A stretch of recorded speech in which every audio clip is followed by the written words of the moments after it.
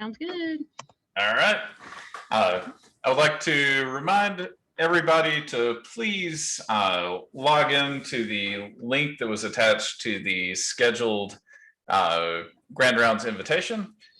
This helps us track attendance, and especially if we're doing the hybrid model, it would be great to know who all is here so we can continue to provide CME and hopefully move towards getting food back on the schedule at some point in the future. I'd like to welcome everybody to Grand Rounds. Today it's my pleasure to introduce Dr. Swift. Dr. Swift joined us from University of Louisville, where she was chief resident in pediatrics. Prior to that, she earned her MD from University of Oklahoma. And before that, she earned a bachelor's degree in zoology from University of Oklahoma as well. So I thought that was pretty neat. I never knew that. Yep.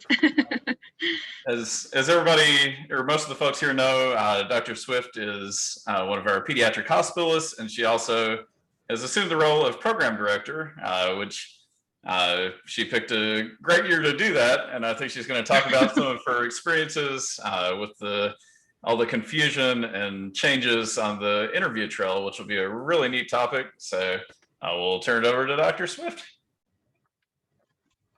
Thank you. Thank you, everybody, for being here.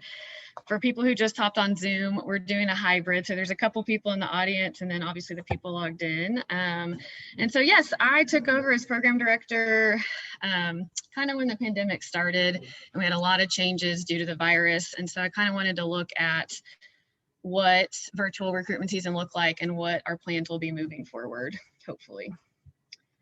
So I have nothing to disclose. This is going to work. And here's my objectives for the talk. So I'm going to review the traditional in-person interview methods that all physicians tuned into this went through, discuss the events leading up to our virtual season, discuss the preparations we had to do to prepare for the season, review how it went, and then discuss, hopefully, some good discussion about where we go from here. So I think most people are familiar with ARIS and NRMP, but just as a reminder, ARIS is the electronic residency application service that students use to upload their documents and that programs use to review applicants. And then NRMP is a separate system that's the match system that runs the algorithm that spits out who you match with. So you'll hear me refer to these kind of throughout the talk, just as a reminder to everyone what that looks like. And really the traditional residency application process, I'm going to go through that pretty quickly. By traditionally September 1st, residents or students should upload their materials into ARIS. So that includes their dean's letter, which is now called the MSPE, the Medical Student Performance Evaluation, their CV, their personal statement, their recommendation letters, and their transcripts. So that all should be done by about September. And then programs have access to this kind of mid-September to review applications and kind of sort through what they've received. And then traditionally the dean's letter is released a little bit after all the other materials are released. So that did change this past season. And then once all the review kind of happens, the programs send out interview invites and applicants and programs schedule interviews throughout the season. And these are in person. The applicant travels to the program for the interview, meets everybody, and goes through that process. So that season for pediatrics is typically October through January. We like to be done before Christmas, but it kind of depends on how things fall. And it is subspecialty dependent. Some programs or specialties will interview later in the season, so you'll hear different things from different specialties.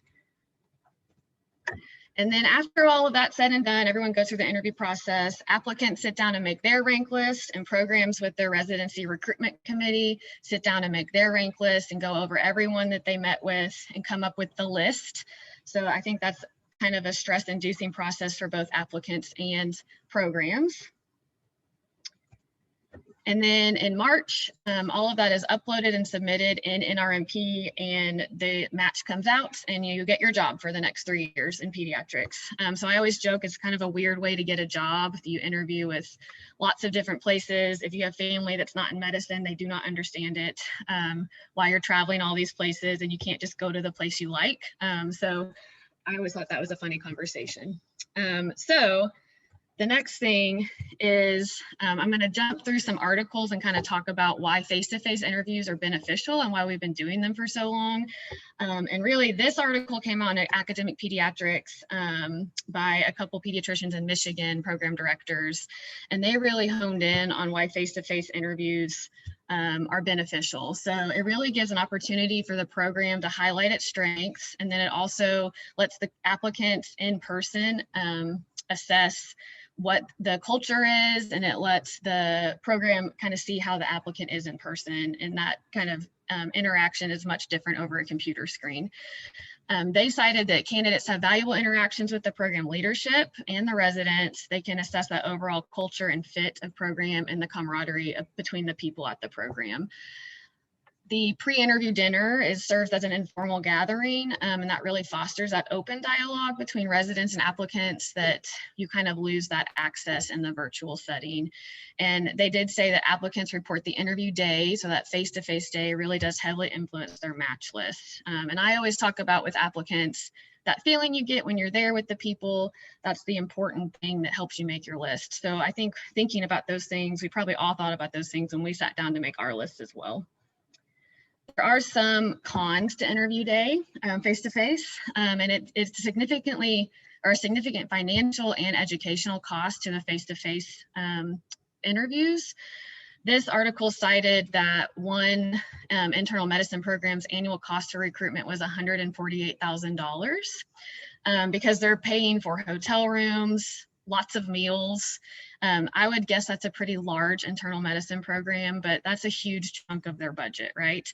And applicants also spend a lot of money. So they spend between $2,500 to $10,000, depending on how many interviews they do, what kind of travel they're doing to get there. Some programs do not pay for hotel rooms and things like that. So it can add up for the applicants as well. And then from an educational standpoint, it's a really time-intensive process, and finding time to take off from rotations where you're missing out on educational opportunities is definitely a con to that face-to-face process that we used to do. So what did our interview day look like here at ETSU kind of before the pandemic? We hold interviews on Mondays and Fridays, the first half of the day. There's a pre-interview dinner with residents on Sunday evenings and Thursday evenings that all applicants are invited and encouraged to attend. And then their interview day looks a little like this. They get a welcome. They were attending morning report in person. There's a program overview with the chiefs. They were scheduled for 3 15-minute interviews with kind of a built-in break in the way that schedule's made. They were able to do in-person clinic and hospital tours, and then have another kind of informal gathering with the residents to have lunch, and kind of wrapped up the day by 1 to get home and move on to the next place. So I think this is a pretty standard interview day. This is how most pediatric programs do their interviews, and what ETSU had been doing, years leading up to all the changes. We send out a Postmatch survey every year, and I wanted to pull some of the comments from last year's Postmatch survey. So this is our current intern class. 98% of people who responded, which we had about 44 people out of 120 that responded. So 98% were satisfied with their match. And you can see these comments really hit the pros of the face-to-face interview day. So the location of the campus and hospital were so beautiful. The program had all the feelings of coming home with the opportunity to learn to practice good medicine and practice wellness as well. I really enjoyed the faculty and residents that I met, the close-knit relationships between the residents and faculty and program director. ETSU definitely had one of the more close-knit family environments of the programs I interviewed at. Residents seemed very close. Residents seemed truly happy. ETSU sold itself very well. So I think these really hit the high points of why face-to-face interviews are beneficial for both applicants and programs. And you'll hear some of these themes throughout the rest of the talk. So next I'm going to talk about why we went into virtual recruitment season. And so I think all of these headlines are probably familiar to us. They feel like they were 10 years ago, but they were really 15 months ago. And so we all got really familiar with new terms like social distancing and sheltering at home and wear your mask and don't go out in public. And it was really scary. We weren't really sure what to expect and kind of what would happen with medical education and recruitment. And so just kind of a 30,000 view of the COVID timeline back in the beginning, what it looked like here in Tennessee. So on March 4th, our governor formed the coronavirus task force. And March 11th, the WHO declared COVID-19 a pandemic. On March 13th, face-to-face courses were moved online and medical students were pulled from their in-person clinical rotations. And then on March 19th, ETSU urged and really made employees work from home. So we kind of went to all at home, what's going to happen by the end of March. And what impact did this have on medical education? So there was a clear disruption in clinical medical education for our 3rd and 4th year students. So the in-person clerkships were suspended, away rotations were discouraged, there was a temporary suspension of the USMLE administration, and then there was a delay in timeline for residency application submission, which means it was not available in ARIS as soon as it would have been in the past.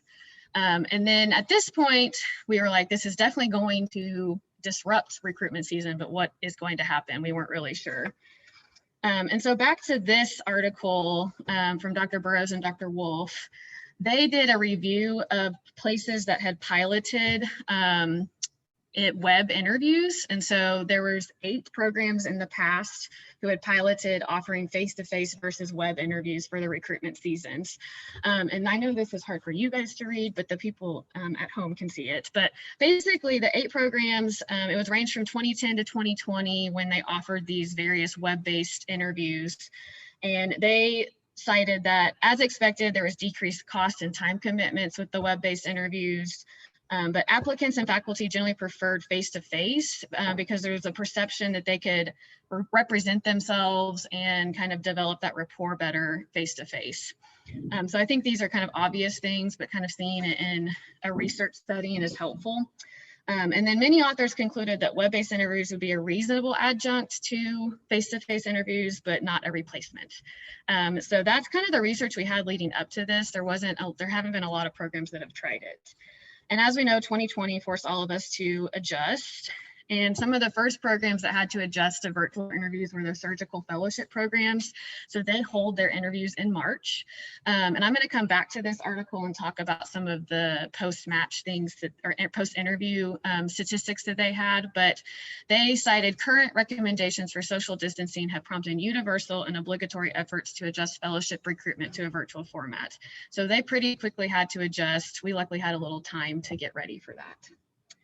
And then some more recommendations started coming out. So the pediatric specific recommendations, this letter came out on April 28, 2020 from the Association of Pediatric Program Directors, the Council on Medical Student Education and Pediatrics, that's COMSEP, and then the Association of Medical School Pediatric Department Chairs, it's a mouthful, got together and really came out with these recommendations early on to switch to a virtual season for 2020. They had 2 reasons in this letter.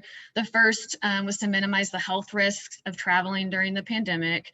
And the second was to provide a more equitable structure for applicants and programs, because we know, especially at that time, certain areas were disproportionately affected by COVID, whether that's from a health or financial standpoint. So that letter came out on April 28th. There were lots of discussions within APPD, which we are members of, about what to do moving forward. And then on May 11th, the Coalition for Physician Accountability work group on the medical students in the class of 2021, again, another big mouthful, this group put out recommendations as well. And they had 4 recommendations for the upcoming season. And that was, the first was to discourage away rotations, that all programs, so all specialties, all programs in the country commit to online interviews and virtual visits, so nothing in person, and then to delay ARIS opening for programs and to have transparent, regular, and clear communications between applicants and programs. The Coalition for Physician Accountability, just for reference, has 8 kind of governing bodies within it. So ACGME is part of it, the AAMC, the AMA, so there's lots of different people that had input into these recommendations. And then back to the pediatric specific one, they, at the end of the letter, they said, in moving to virtual interviews, programs should develop strategies that will showcase your program virtually. We will work with you to help share best practices and help prepare our students and faculty. which sounds really great. We'll get some help, right? So the next thing is, how did we prepare for the season? The first couple things I'm going to go over are some articles that some different places did some research about student and faculty perspectives on what to expect out of the virtual season. So this article came out, it was published online in September of 2020 and then in print this past January of 2021. And it was a kind of conversation with 10 medical students going into radiation oncology. So they got these students together for an 1.5-hour focus group via Zoom and kind of led discussion on what the students thought about remote interviews and virtual electives and kind of what they were worried about. And so I'm not going to read all these questions to you, but there's lots of ways that they kind of guided the discussion.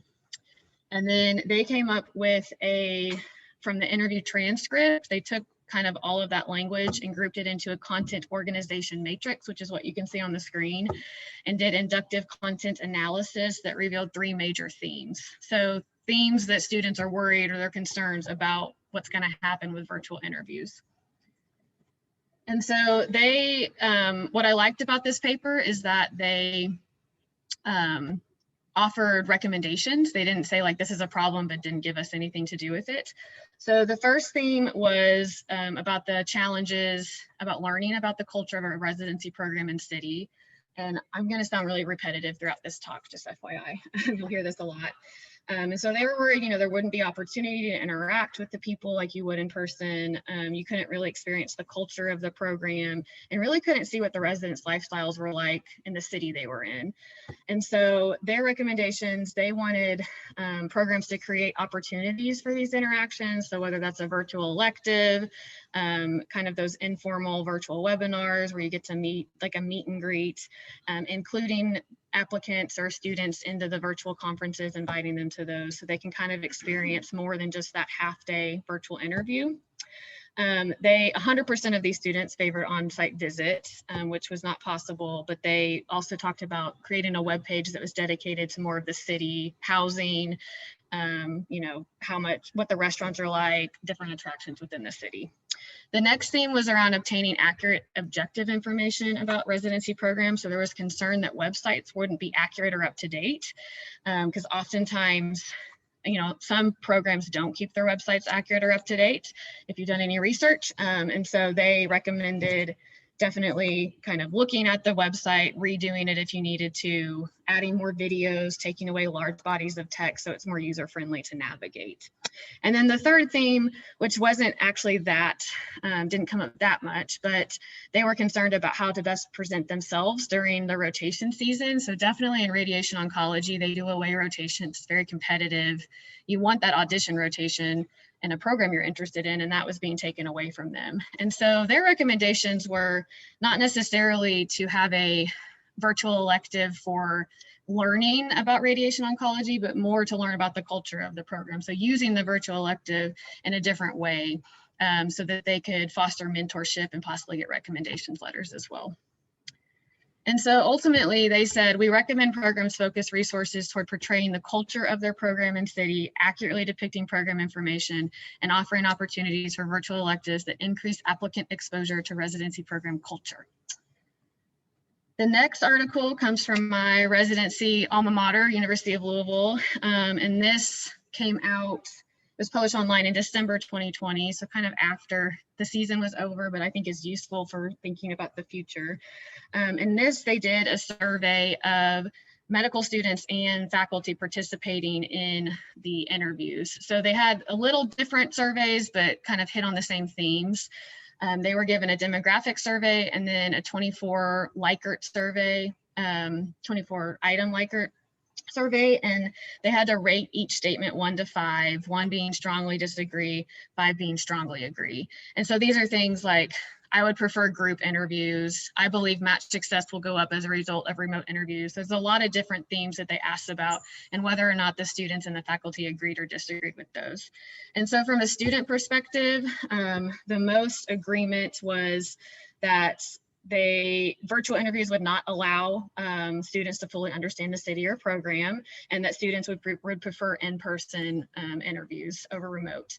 The lowest agreement, so the one that people most picked strongly disagree, was that students considering applying to more than one specialty. So I think there was concern that because I'm not traveling, I can apply to like 100 places and it can be different subspecialties. But students said, no, we don't think we're going to do that, which I thought was interesting.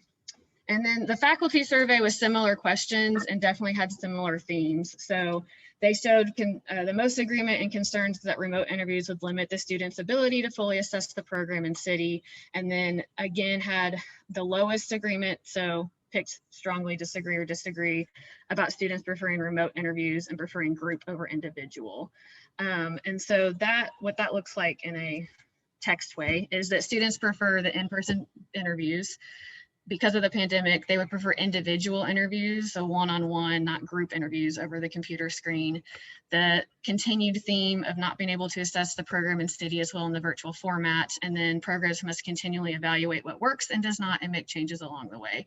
So I think it really tells us we need to be flexible and make changes if we need to.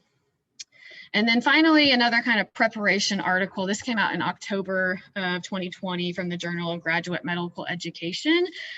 This article really talked about, we have the benefits of in-person interviews. How do we present that in a virtual way? So this article that you see here is one of those pilot studies that I mentioned earlier. The Department of Anesthesia at Loma Linda back in the 2014-2015 season offered face-to-face versus web-based, and the applicant got to choose which one they wanted to do. And you can see there was 103 applicants or interviewees, 71 chose face-to-face, and the reasons for doing so were that they wanted to interact with current residents, they lived close so it was easy to get to the interview, and they wanted to see the campus and facility. And those that chose web-based, which was 32 of those 103, they stated that the conflict of interview dates made them choose web-based, and then that there were geographic or travel concerns, so if they didn't live close, expensive to get there, and then financial limitations. And you'll see these themes come up again as well. And so, I think, again, being repetitive, we know what the benefits of in-person interviews are. Applicants really use the interview day to get that the feel of fit for the program. And they said that the most important factors in creating a rank list was perceived happiness of the current residents and the camaraderie amongst them. And then a facilities tour was considered necessary or desirable by 83% of radiology applicants. And I would say that probably translates to pediatric applicants as well. Seeing where you're going to spend a lot of your time is important.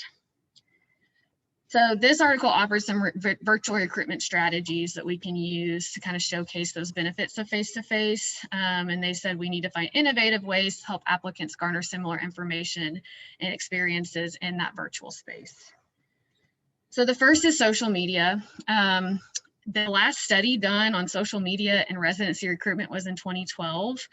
And they found that 27% of residency applicants use social media to gain information about a program. And applicants felt they could determine the culture and fit over social media. Twitter and Instagram are the highest yield in facilitating those connections. And 67% of our key demographics, so 18 to 29-year-olds, use Instagram. And of those people who use it, 76% use it daily. So it's a huge area where you can actively recruit, more so than we did, I think, previously in the face-to-face world. And this article gave lots and lots of suggestions on how you can use Twitter and Instagram to really showcase your program. So resident profiles, showing photos of resident social outings, things like that. So lots of ideas, and then lots of things on Twitter as well, which I know we don't personally use Twitter here, but I know lots of programs do. The next virtual recruitment strategy that they brought up was webinars. So having that informal interaction between residents and applicants. And then they also talked about websites and how you can really improve your website to improve your recruitment.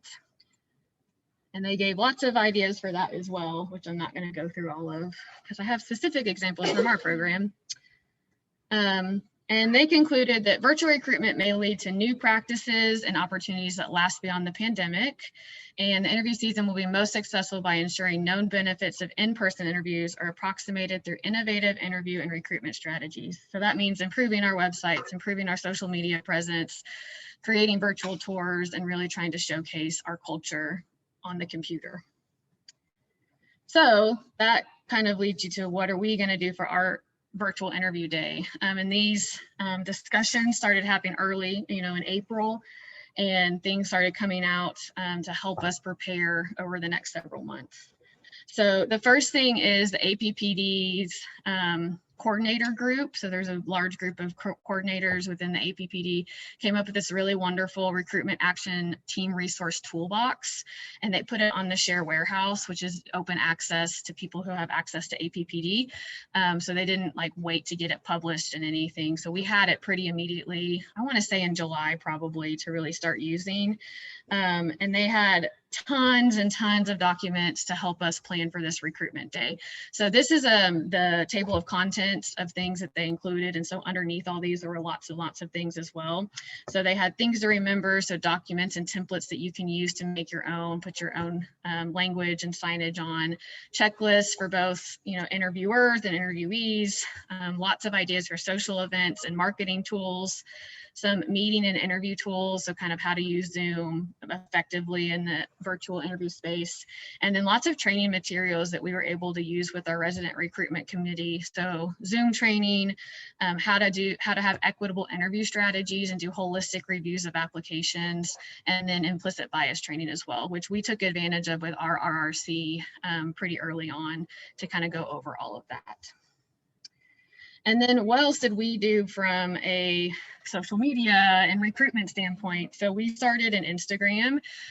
Thank you to Rachel Lindsay and all of the people who contribute to this. I'm not sure who all does, but it's really active and it really highlights all the various things we do as a residency program. So I pulled some random pictures from the Instagram, but there's the resident highlights. So Suki got a day where we post about him, all about him. We had faculty highlight spots, our social outings that you guys have done together. When everyone got their COVID vaccines, we posted that, flu shots, Sim Lab with Dr. Barty's on there, and then our retreat. So I think we do an excellent job of really portraying the culture on our Instagram of kind of everything we do outside of work and at work to kind of show who we are. We also updated our website. We worked with the ETSU biomedical communications staff to really enhance our website. So you guys laughing in all these pictures. So we kind of did an overhaul of what the pediatrics program website looked like. And we're continuing to enhance our department website kind of as time goes on as well. But things that we did included, I made a video about kind of introducing applicants to the program, talking about what we look for in a residency program, what Johnson City's like. Candy and Travis did a tour of clinics. So they really took us all around clinic and showed all the wonderful things we have to offer in our clinic. We had some faculty talk about their personal experiences. So it was Dr. Lindsay, Dr. Hollinger, and Dr. Sketsina uploaded some videos about what they love about ETSU and why it's a great place and why they stayed here after training and things like that. And then there was a really great video about Johnson City and the Tri-Cities area to kind of showcase what this area looks like. None of that was on the website before. The ETSU Biomedical Sciences group that helped us made some new graphics, and they did this for all programs at ETSU, by the way. So you could click through each kind of section and meet the admin team, meet the current residents and look at their bios. And then we were able to put our interview booklet up online in a really nice kind of interactive flippable PDF. So that was what the applicants used to get when they came in person. They got like an actual booklet, and now it lives online on the website. I think the biggest change, and that's not to say all those weren't big changes, is that we put much more effort into recruitment, like actual go out and recruit people. So in past You would put your information on Frida, you had your website, maybe you had a social media presence, maybe not, and applicants went looking for you. That's how I felt whenever I was applying to residency. I'm not sure if that's how you all felt, but there wasn't a lot of active recruiting necessarily. And this year, I think we really amped up our recruitment efforts. And the first way we did that was with the Future Peds Res group. It's a Twitter kind of grassroots group that 2 fourth-year medical students going into pediatrics started. And they set up some kind of recruitment fairs with the APPD that we were able to participate in. So every program got a slide, and you could really highlight your program highlights and your curricular highlights and kind of talk about who the residents are and what we have to offer. So it was kind of a brief. I gave an overview, and then the applicants were able to go into some chat rooms, chat with other residents, chat with the chiefs, and kind of get that informal talk. And so I thought that was a really nice opportunity. It got all the kind of Southeast programs together. They kind of split us all up because we were able to hear about their programs too, which I think was nice to kind of see, are we doing what other people are doing? Do we need to make changes? Are we ahead of the game? So I thought that was a really nice recruitment tool that we've never used in the past. Something else that we did from a recruitment standpoint is that we held a virtual visiting rotation led by Dr. Kumar. And this was we had 3 2-week rotations really to expose interested students to our program and kind of the culture at ETSU.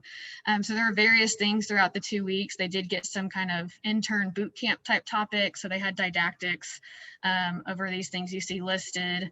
There were several different kind of informal coffee chats with faculty and residents. I did a PD chat with all of them. And so it was nice for them to kind of get to know, I'm interested in HEMONC, and I'm going to sit down and talk with Candy about her journey here, things like that.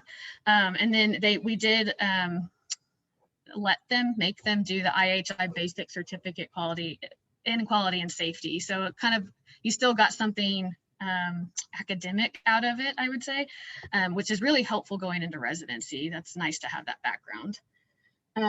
So I think we put a lot of effort into this recruitment piece, and kind of thank you to everyone who participated in that.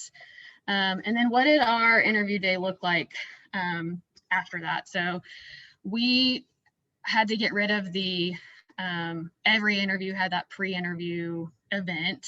We decided people have Zoom fatigue anyway. I don't think that would have gone well. So we had 3 virtual happy hour events kind of dispersed amongst the season. And then our interview day looked pretty similar, except it was all over the computer screen. So there was the welcome from Dr. Toole. They got a program overview with the chiefs. They still had 3 15-minute interviews with a built-in break to try to mitigate some of that Zoom fatigue. There's still the resident chat piece, so they could have more of that informal conversation, and then a closing with myself kind of to wrap the day up. And like I said before, the videos and the booklet were online that they could view asynchronously. It wasn't built into the day. So they had that to reference after their interview day as well. So no morning report. I think that's the biggest thing we took away, that they weren't participating in virtual morning report. But really the day looked pretty similar. And then no food. We didn't provide any food for applicants this past year. So next we'll talk about how the virtual season went. And I'm going to go back to this surgical fellowship article. It's one of the only ones I found so far that has put out kind of post-interview data, and I'm sure more and more is going to come out over the next several months. But the first thing is they asked several questions, and so I'm going to talk about the applicants first. There was 20 applicants, 16 responded, so an 80% response rate. 75% said the interview process was very seamless or seamless, and 25% were neutral. So nothing negative about the process. 75% had no technical issues. 100% said they received adequate information about the virtual interview process, and they used the website to really familiarize themselves with the program. 100% said that they had adequate faculty and fellow accessibility, so they got to talk to whomever they wanted to.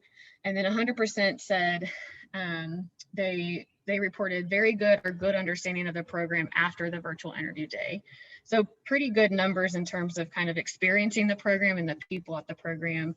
81% said they were able to convey themselves very well or well, and 93 felt comfortable asking questions or making comments over the computer screen. So I think overall, better numbers than what people expected, especially based on some of those previous studies I showed. And really from the applicant perspective, they said the benefits of virtual interviewing were the cost and time savings, so obviously much cheaper and much more efficient. The increased efficiency of using the Zoom platform, and then the decreased stress related to travel. They did say there were some challenges, so they missed seeing the hospital and visiting the city, and then they wanted a better appreciation of faculty interaction with each other and with fellows. So you don't really get that over the computer screen. 69% said they had a preference for a live interview still. Even after having a good experience, they still would prefer a live interview. They also asked the faculty that participated to fill out a post-interview survey. So there were 13 faculty that participated, 12 responded. So that was a 92% response rate. 100% of these responders said the interview process was very seamless or seamless and thought the prep session was very helpful. And then 100% found the applicants were able to convey themselves very well or well. So there's a difference, and I agree with this as a faculty. I think people can convey themselves over the computer screen when they necessarily don't think they can, which is interesting to keep in the back of your mind if you're doing interviews. So from their perspective, the benefits were they really liked that they could conduct interviews away from the hospital. They didn't have to like come to the office to do their interviews. And they also liked the increased efficiency and convenience of Zoom. They also regretted that applicants didn't have a better sense of the hospital campus and kind of see the facilities. And then the faculty had ongoing nervousness about technical issues, which the applicants did not. And so of the faculty, 50% preferred live interviews, 33 favored video. So more of a split towards maybe moving to video. And then what do our numbers look like? So these are the interview stats from last season, so current intern class to the one that we just had. So in 2019, 2020, you can see we had pretty similar numbers to this past year. So a few less applications, a few less interviews, and that was due to cancellations that we couldn't fill spots. We ranked the same amount of people and we filled both years. I think the biggest difference is the cost change. So 2 years ago, we spent $18,486. And this past year, we spent $1,370. It's like astronomical how different that is. We're not buying food, we're not paying for hotels, we're not printing, we're not sending mail, we're not doing swag. So there's a huge, that's what I see. What do you guys want? So yes, I think that it's definitely a clear benefit, which I've already stated, in the cost savings. I don't have a, we bought breakfast for residents. What else did we spend money on? We didn't have to pay for any of our video editing. ETSU paid for all of it, which is wonderful and very much appreciated. So maybe like food for residents, I think is probably where most of our money went. I'd have to look to see the breakdown. And then again, we sent out a Postmatch survey, not as many responders this time, only 29, but 100% of people who responded were satisfied with their match. And I actually think we really showed off that culture well on the virtual space. So strengths of ETSU, friendly faculty and residents and family feel. I got a sense of family feel from this program, great location, close program, faculty seem very friendly, very close and warm program. The people all seem very kind and welcoming, and the camaraderie among faculty and residents. So I was really happy when I read these because there was concern, you know, these concerns are real that we can't really convey in a smaller place what the culture is. So I was pleased with these results. We asked them specific virtual interview questions. And so we asked, how would you rate your virtual interview experience? Just rated 1 low to 5 high. Our average was 4.32. 54% of responders gave us a 5 and 29% gave us a 4. And then we asked, would you recommend virtual or in-person interviews in the coming years? 0% said virtual only. 52% wanted in-person only, and 48% wanted a mix, kind of hybrid. So I'm not sure what we're going to do with that data, and it depends on what everybody else does. And then one more comment that I think really hits the nail on the head of how I feel about virtual interviews is I think in-person would give a better opportunity to meet current residents and get a feel for fit at the program. That said, I think it's hard to argue with the money saved by having online interviews, especially given that I feel the remainder of the interview experience is fine in the virtual setting, which I think is a consensus for most people, I would say. What about the College of Medicine match data? So we went from all of our medical students had to go through this process as well. So I'm comparing 2019, 2020 to 2020, 21, and our match rate this past year was a little lower. So we went from 99% match rate to 96% match rate. 2 years ago, we had 3 students enter the SOAP and 2 match successfully. This past year, we had 10 students enter SOAP and 7 match successfully. The other stats are pretty similar across the two. So same amount of specialties and similar amount of sites. We have 12 that stayed last year and 13 that will be staying this year at ETSU. Similar numbers for going into primary care. And then 15 students 2 years ago matched into highly competitive specialties. So those are things like dermatology, ortho, ophthalmology, and then this year 10 students matched into those. So a few differences, definitely more students entered the SOAP. I don't know causation correlation of this. I just have the numbers, but it's interesting to think about. And then the NRMP gives lots of statistics at the end of match. They send out lots and lots of documents about pediatrics specifically and all subspecialties. So in comparing the 2 seasons for pediatrics, again, similar numbers, same amount of programs, a few more positions were offered this past year, a handful more applicants this past year, and a very little more matches with similar fill rates. And so pediatrics is usually hovers around 98 to 99% fill rate. There's always a few unfilled spots, but we didn't see a big jump in unfilled spots because of a virtual season. And this breakdown down here, just which, if you're an MD senior, MD grad, DO, kind of what the numbers look like from that standpoint. And then all specialty NRMP stats. So this is all people who applied this past year and the year before. Again, pretty similar numbers, not a big difference from the in-person to virtual seasons. So the biggest differences I could see were the IMGs. So there was a decrease to me. I didn't run statistics on this, but a larger increase in the US and non-US IMGs and their match rates. So you see that the non-US IMGs went from 61.1% to 54.8%. There are quite a few more that entered the match this past season. So a lot to tease out of this data and doesn't really give you, again, causation correlation, but interesting to look at. Okay, so where do we go now? What do we do? I've talked a lot about, we know what the benefits are of in-person and of virtual and what the cons of both are, but what happens now? So the first thing I wanted to talk about was this news article that came out in AAP News Magazine back in April.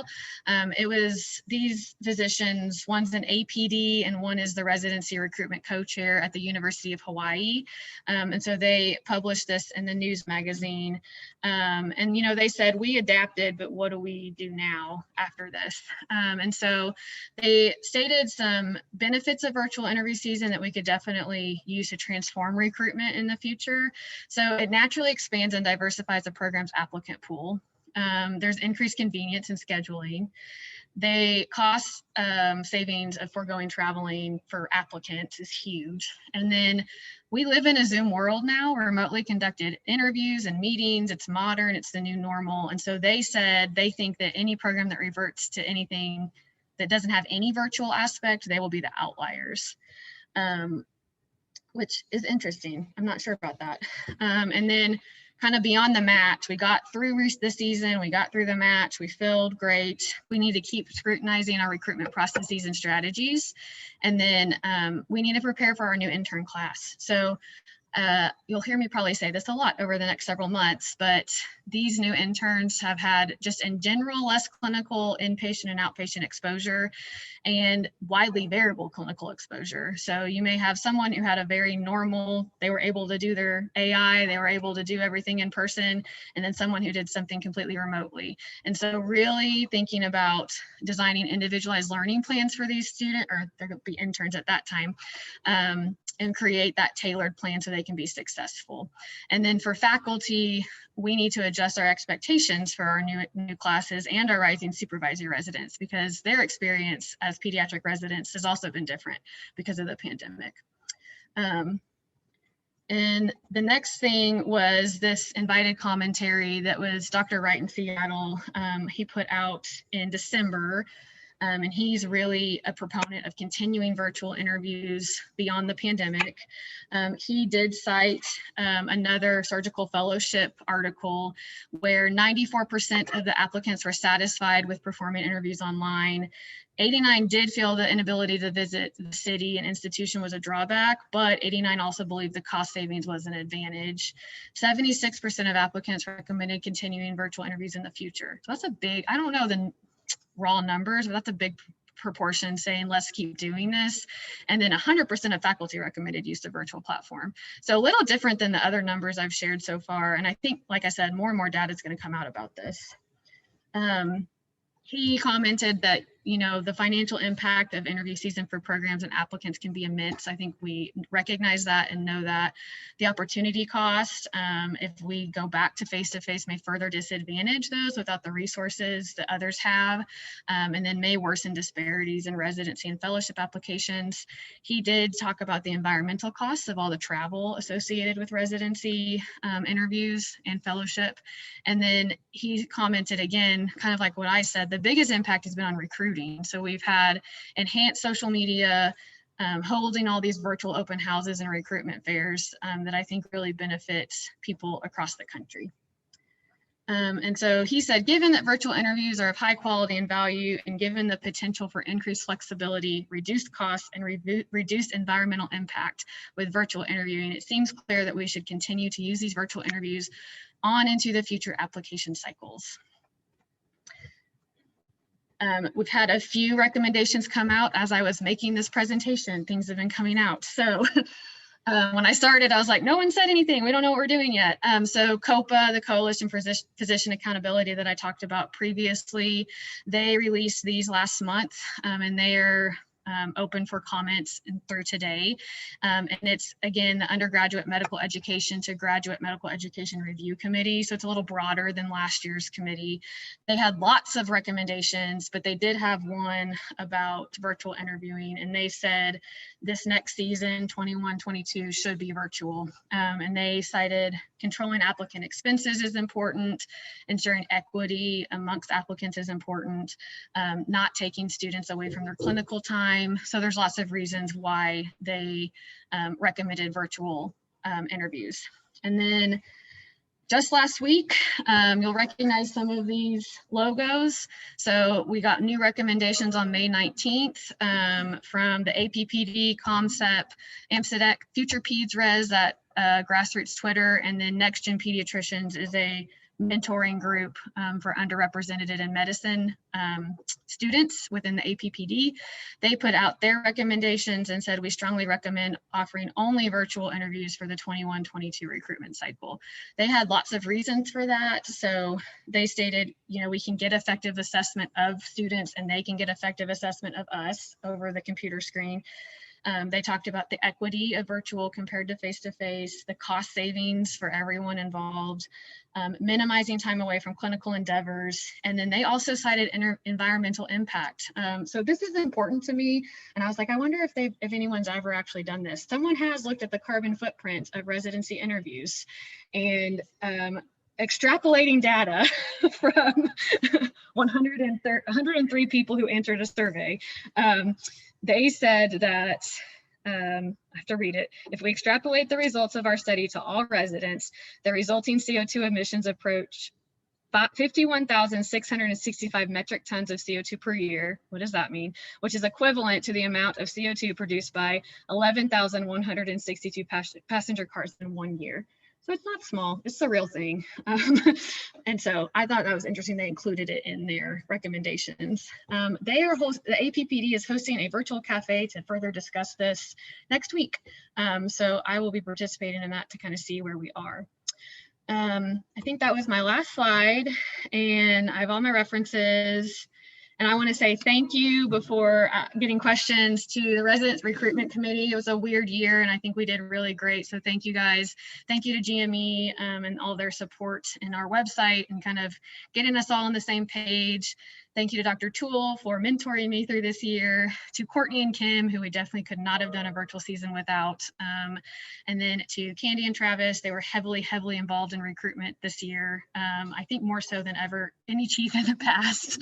So thank you. And then to all of you guys, all the residents who participate, we obviously couldn't show off our culture and our family and everything without you guys. So with that, I did the time right. Any questions, comments, anything, I'd be happy to talk about it. Varun.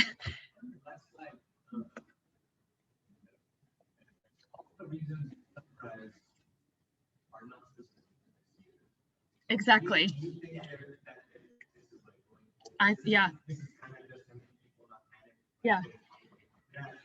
I think so. So for people on the screen, Varun said this is not specific to this year, and I totally agree with that. And I think the pandemic has obviously showed us all the inequities within medical education and how we do things. And I think a lot of, they're on my notes, but a lot of those reasons are definitely applicable even if we didn't have a pandemic. So I think we're going to move towards something virtual from now on. I'm not sure. I personally get what I need out of a virtual interview. You know, I can talk to you and, you know, it's only 15 minutes that I spend with applicants, but I get just as much out of that. I do get more in person, but I get what I need out of virtual.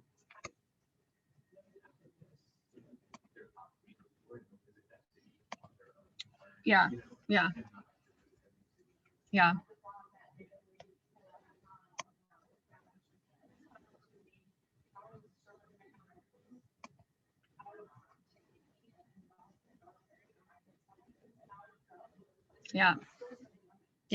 Sarah was saying she would, the places she liked, she would go visit afterwards to see the city and that sort of thing. I think it'll be interesting, like after interviews actually get started. Yes. Like how they compare, you know, yes. Program versus actually here. Yeah. Because I think that's not data that we have yet. Yeah. I don't think we'll get a good response with the survey. I know. Yeah. Right. Yeah. I do think Sarah Tolliver brought up like, how did you phrase it? Basically, like, are they going to get what they wanted out of the virtual season? And that's what I worry about, that students aren't getting what they need from the virtual season. So APPD is doing a study, and I think I sent the survey to y'all's class to interview or to survey people who did traditional 2 years ago, and then they'll survey these new people and compare. I think it would be interesting to do an ETSU study because we're a smaller program. All of us are smaller programs. We're in a smaller city, to put our information out there because we're not the only small place. There's lots of small places who are going through this. So pulling all the different programs here and kind of getting, I think that would be an interesting study. If anyone on the line wants to do that, come find me.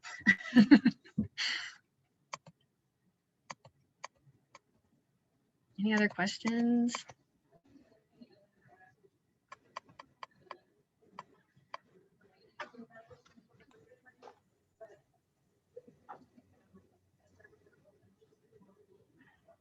Yes. Yeah. Sarah Nichols said it'd be interesting to see what the people who didn't match, what their opinion on all of it is.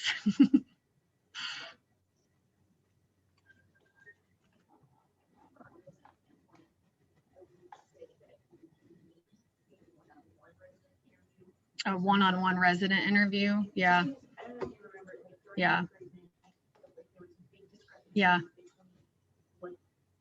Right. Right.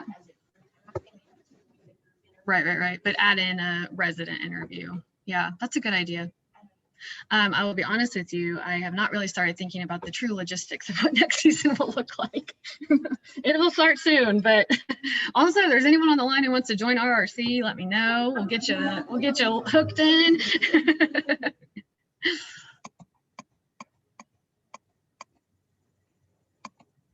Trying to see if there are no chats. Okay.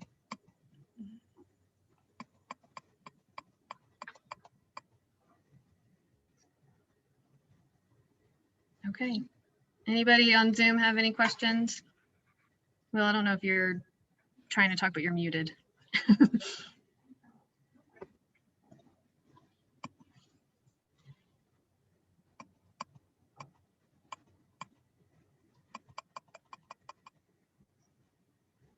Okay.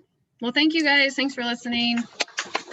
Thank you, Lauren. That was so awesome. Thank you. Thanks, Dr. J. Thank you for leading us through, I mean, all the steps you all have taken. That's just amazing. Thank you so much. It was a team effort for sure. Definitely a team. No, much to learn from, and I think that's wonderful. Thank you. I really enjoyed it. Thank you. I appreciate it. Thank you, Dr. Swift. It really was a very good presentation. Thank you. And you can just email me that list when. Yes, I will get you that list. Yep. And I'll send out. Yep, the I can do it. Okay, great. Thank you. Okay. Thank you. Bye, everyone. Have a Great good job. afternoon, everyone. Thank you. Thanks, Dr. Sketsina, for your comment too, by the way.